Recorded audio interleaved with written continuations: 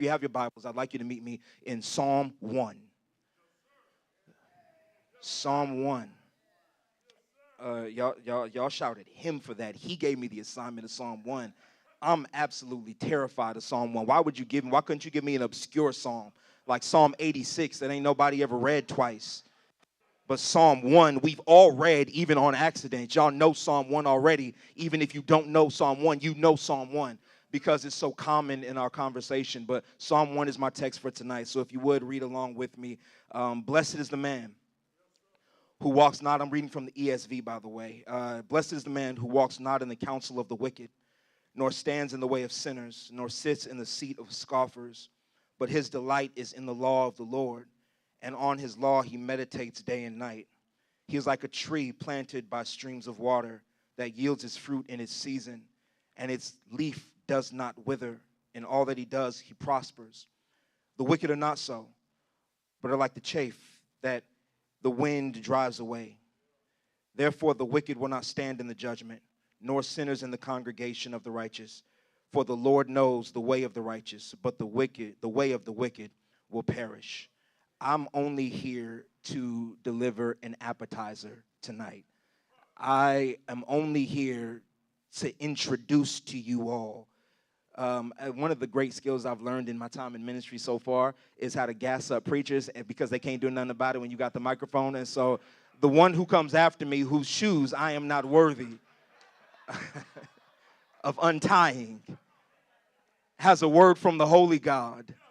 And I'm only here to pave the way for the speaker that must come next. So in the person of Dr. Jeremy Flowers, who I consider to be a friend and just a gracious man of God, administrator, so many things in the body of Christ. But if y'all would just rock with me for a second with this passage, because even though this psalm kind of intimidated me just trying to deliver it in this environment, because it's not just like you get a Sunday evening to preach. This is the Distinctly Expositors Conference.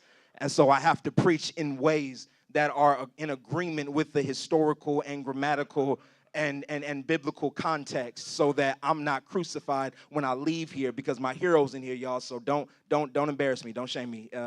If I say something and it sounds like it was supposed to sound profound, just go ahead and holler so that I know that, give me some brownie points maybe later on. But regardless, I just wanted to open this up this way because it's Psalm 1. I'm going to give you the most broad, the most general, the most abstract version of the context that I could put it in because I believe that Psalm 1 is literally the embodiment of a timeless moment. And I mean that both in its content and in its context because it's very much unlike, not just Psalm 1, but the book of Psalms is unlike many of the passages in scriptures that we spend the majority of our time on, not just in the New Testament, but in the Old Testament as well, where we can gather a historical context, where we can gather a moment in time, right? We read a lot from letters and we read a lot of historical documentation. We also read a lot of law, things that give you the moment that they're for. They tell you directly why they're being written, who they're being written to, who's writing it. All those things, they're usually baked into the text, but Psalm 1 doesn't fit that description. Psalm 1 is really abstract because scholars don't even fully agree on who wrote Psalm 1. Even though we attribute most of the Psalms to David, there's no consensus on who wrote Psalm 1. It's just there as the opening bars to the whole book of 150 plus Psalms. And so what I think is important here is that when we read Psalms, and Brother Haygood, he mentioned it in our hermeneutics session that we had a little while ago, is that you can't treat Psalms like you treat letters. You can't treat Psalms like you treat history. You can't treat it like you treat prophecy. You can't treat it like you treat Gospels. You can't treat it like any of those things because Psalm is a mixtape. Y'all get what I'm saying? Psalms isn't a letter. It's something that you have to grab and feel it in the moment that you get when you read it. And this is something I believe that every writer, every songwriter, everybody who puts pen to paper trying to make music, the psalmist did that in this psalm by making us a timeless classic, if that makes sense. And I mean that not just because we still read it. I mean that because in order for something to qualify as a timeless classic, that means that its content can't be confined to the moment that it was written.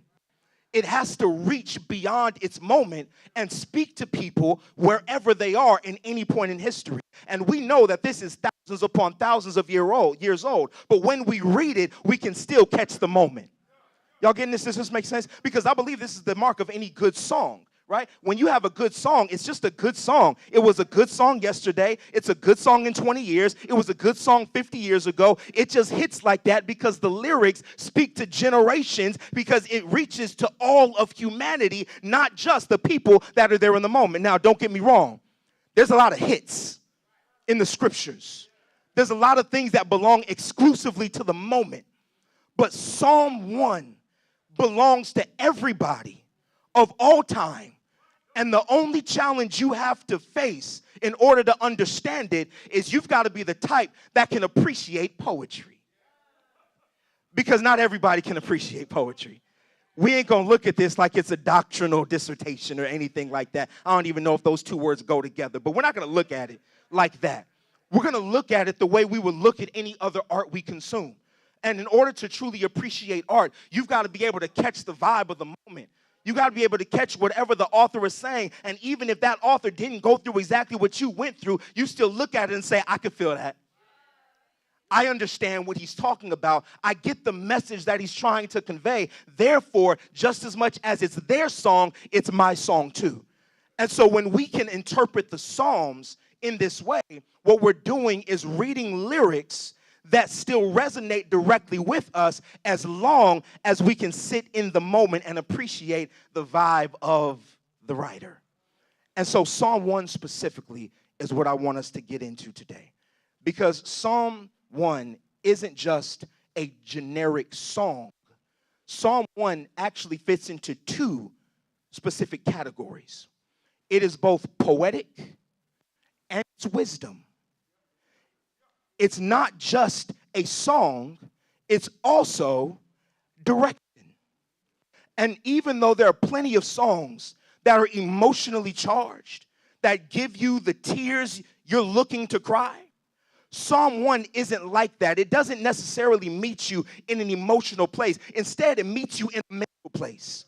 It doesn't just meet you in what you're feeling like many other Psalms do. It meets you in where you are when you're trying to determine the direction of your life. You have to sit with Psalm 1 when you're deciding what the plan for your life is, because it's not just something that you can cry to. It's something that you have to walk with. Right? So if you're listening to music, or if you're an avid music listener, then this is the moment when you turn off Drake and turn on Kendrick.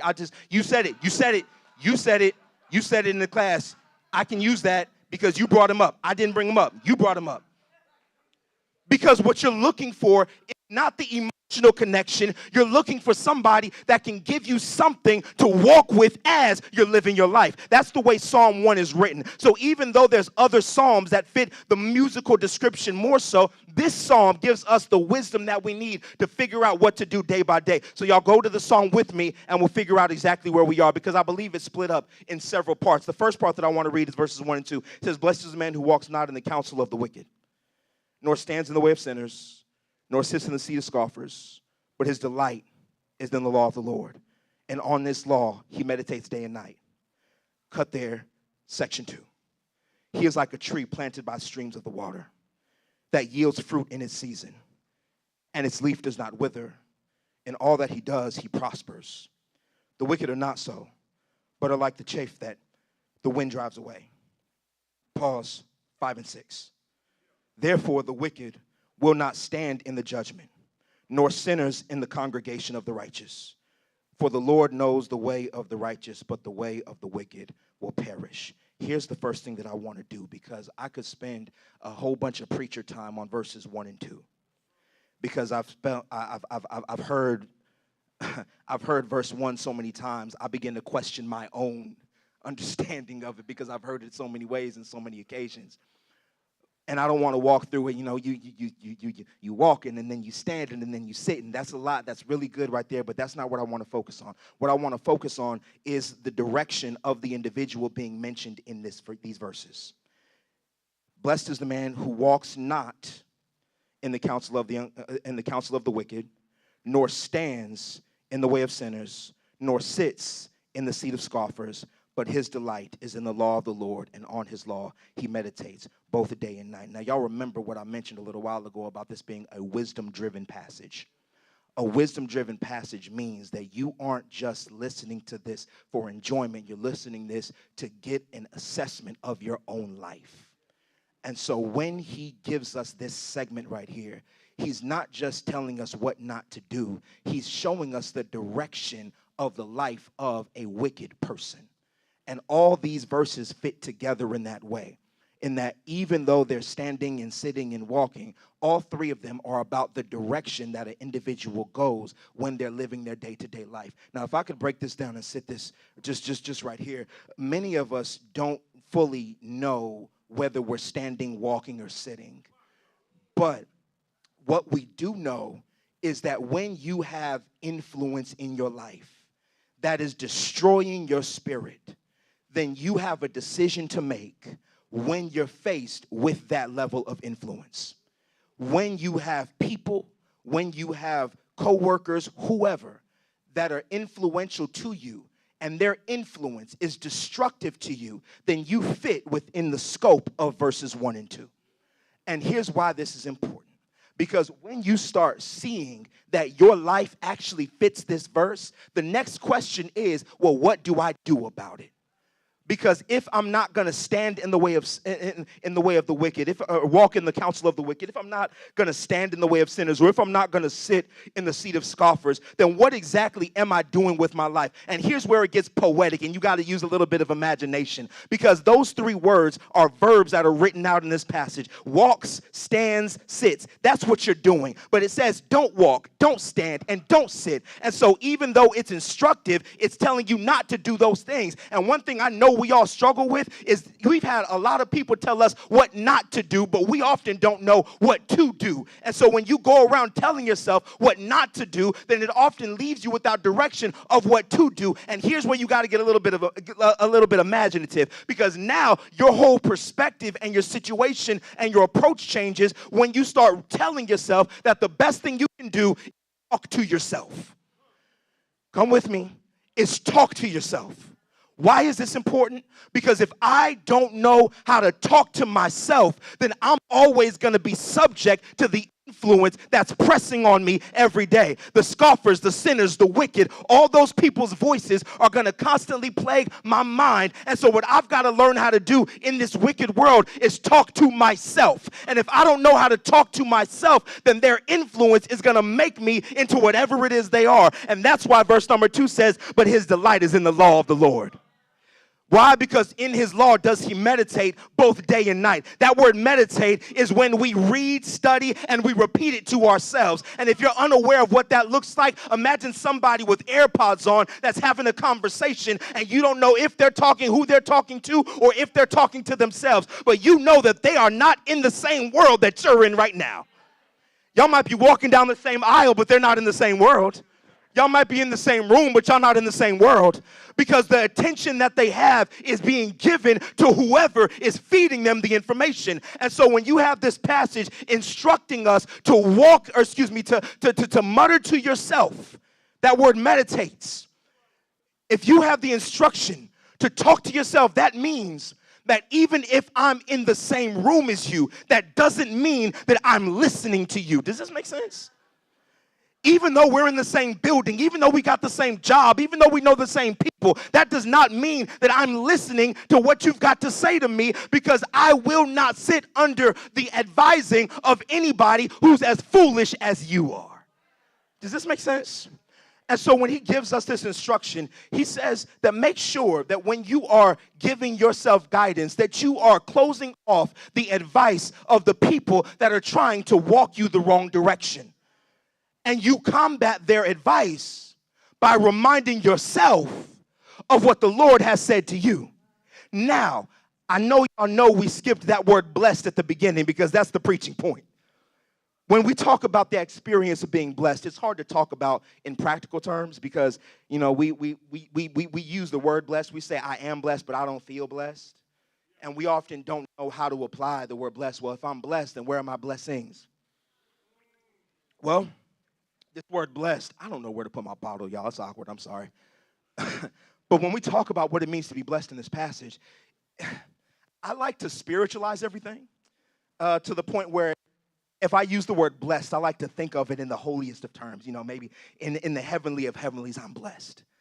God has given me, and I pull out all the theological points, right? God has removed my sins from me. He has removed the scars and the stains of it. That's what I think about. But when it says blessed in this passage, it's literally talking about both the gift of God and the experience of the person. Blessing does not go without considering what you're going through. God blesses you, and God doesn't just bless you in the heavens, he blesses you on the earth. And that blessing is given in terms of delight. And that's hard for me because I'm not always delightful. And so when he says his delight is in the law of the Lord, I had to do a little bit more thinking about that because my delight is in a variety of things, but it ain't always in the law of the Lord. And here's where I learned how to apply this passage differently. Have you ever been jealous of somebody who was talking on the phone while you were in the room, while you were having a bad day, and they just having a good old time in your presence? How dare you be enjoying yourself while I'm here having the worst day of my life? In fact, I don't even want to be around you because my misery don't want your joyous company. And so when I see that there is joy in a room where I am, I'm wondering how in the world can we be in such close proximity and be in such a different emotional and mental state that I'm in. And this is where the passage began to make sense. Because if you've got joy from who you're talking to, then that must mean that whatever conversation you're having is better than what's going on in the room. Can I say something about this passage? There is going to be wicked people around you, but you've got something better in you than what's in the room. You've got scoffers around you, but you've got something better in you than what's in the room. You've got wicked, you've got backbiters, you've got who mean you no good around you, but you've got something better in you than what's in the room.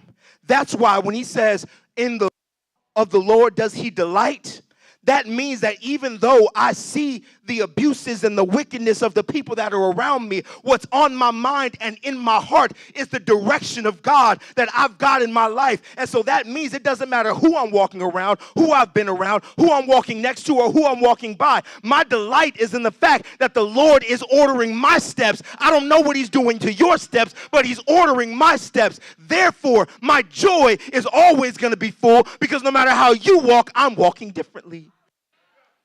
I'm walking delighting, knowing that God is guiding me. Now, here's the crazy part about this passage. After he says, those things you don't do, who walk in the counsel of the ungodly, verb, nor stands in the way of sinners, verb, nor sits in the seat of scoffers, verb. If you skip down to verse 3, now we start to get to your verbs. He is like a tree planted by the streams of water, verb, that yields fruit in its season, verb. And its leaf does not wither, in all that he does, he prospers, verb. So here's the thing. Y'all remember what I mentioned a second ago is that we know what not to do, but we often don't know what to do. Often we can't see ourselves as objectively different from the people that are in the room with us. And this is important. This is key. Because you realize that he talks about standing, walking, and sitting as human behaviors. Those are things that we all do and practice and are familiar with. But he then goes to you to give you your verbs. And he says, you don't stand, walk, or sit. You're planted. Does this make sense? You're planted. Why? Because this is where you get creative and active. Because you aren't a person, you're a tree. I told you this is going to get poetic. You're not a person right now, you're a tree. You're not just a tree, you're a tree planted by the streams of the water. And when you're a tree planted by the streams of the water, it's important that you know that because you need to know that not only are you not walking or standing or sitting in the direction of those people, but in fact, you don't even function like those people. You don't even move like the people that you're staying away from. Instead, your operation in the world is completely different in a way that nobody else understands. You aren't standing, you aren't walking, you aren't sitting, you are still, and you are growing, and you are evolving in whatever context that God has put you in. And so when God plants you, then you are stable in your planting. Why? Because he's got something later on that's going to show who's planted and who's moving around. And so when we talk about where we are Often it's the identity that we struggle with because we don't recognize that we are the trees in the passage, meaning that my life isn't about how I walk. Now, y'all just don't take that too far. It's not about how I stand, given the context of this, because remember, you got to sit in the poetic moment. It's not how I'm walking or sitting or standing. My life is about how I'm growing. Does this make sense? My life isn't about where I stand or about where I sit or about where I walk. It's about how I grow. And there are a lot of people who walk far but haven't grown an inch.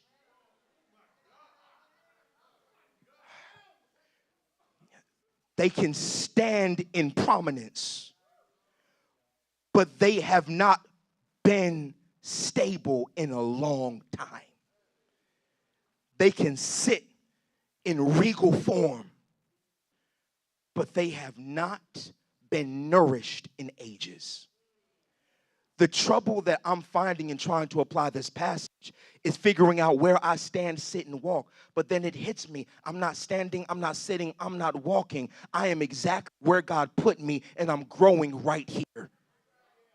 I'm growing wherever it is God set me, because I know that when I see my blessings aren't just in the fact that I'm not walking, not standing, and not sitting. My blessing is in the fact that I get to stand strong in the presence of people that don't even know what I'm about and don't even know what I'm on. And so when I get to grow in the presence of God, one thing that we're not going to see right now is that those who walk, stand, and sit are always going to be trying to walk somewhere further. They're going to be trying to stand somewhere more important, and they're going to be trying to sit somewhere more significant. But the people that have set their mind on growing are always going to be in evolution form. And you can't always see who's growing where, because some people only grow a little bit, but they've got really deep roots. And so even though I'm not walking the same way you're walking, my gauge, my personal assessment of who I am and what I'm doing is different from anybody else.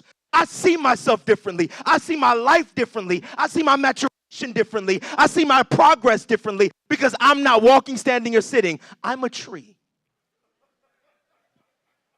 And God treats me like a tree. Why? Because the following verses 4 and following. He says the wicked are not so.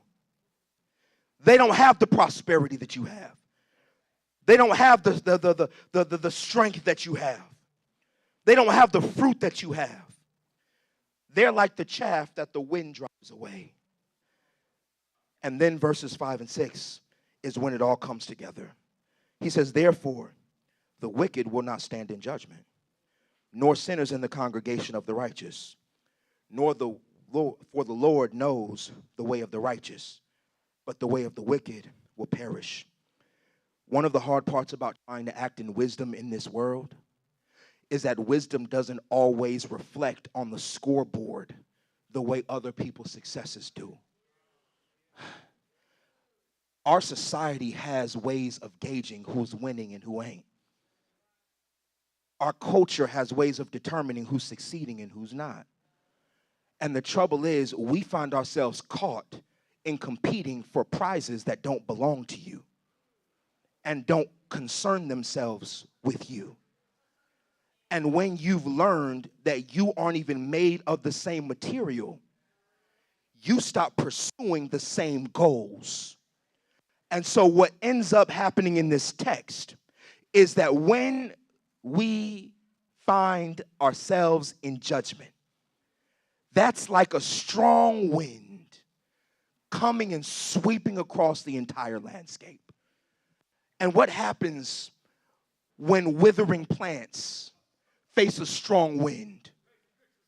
They always find themselves tossed to and fro and scattered abroad because they never had any stability in the first place. The problem is you aren't going to know it until that wind hits you. Y'all come with me for a second. You aren't going to know how stable you are until a strong wind comes your direction. Because in your life right now, it feels like you're missing the party. It feels like you aren't with everybody else and what's going on. It feels like you're getting FOMO. It feels like you aren't a part of anything. It feels like you aren't reaching the same goals. But when that wind hits, then you will see exactly who's strong enough to stand in the moment when things get a little bit shaky. And so you are now being a tree that's planted by the rivers of the water. So while everybody was standing at you, making fun of you for not standing, for not walking, for not sitting, now that wind came by and everybody done fell over, and you're the only one that still got their posture together because you have been planted like a tree by the waters, and you have constant nourishment flowing through you because God has made you more than just a copycat of the people who only mean you harm. And here's what I also saw, because in this passage, when I read this before, and I'm going to take my seat after this, but when I read this before, I was reading this passage trying to become this person. And it was difficult for me, like any other instructive passage or any other passage that you're trying to get direction from. Honestly, it's difficult for all of us when we do it. The same way we read any instruction, any rule, any guidance, when we're trying to apply it to our lives, we're always trying to figure out, well, I am this person today. I'm a little bit of this, but not fully this. I'm kind of like that, but only sometimes I'm like that. I can grow in this area. And what we end up doing is we end up discrediting ourselves and removing ourselves from the position that God planted us in. See, sometimes it's our own self-doubt that keeps us from experiencing the blessedness of being a child of God. Sometimes we're so unsure of us that we can't even appreciate the things that God has told you about you. God has told you who you are. God has told you of your position. God has told you of your status in eternity. God has let you know exactly where you are, but we're so busy doubting ourselves that we can't even appreciate what God is putting on us. And then I realized that even though it's poetic, even though it's wisdom driven, I believe it can also be prophetic, because when you go back to the top of this and he says, blessed is the man, I start to thinking about my whole biblical education, and then I realize that from Genesis to Revelation, all we've ever been talking about is one man, and that one man has always been the catalyst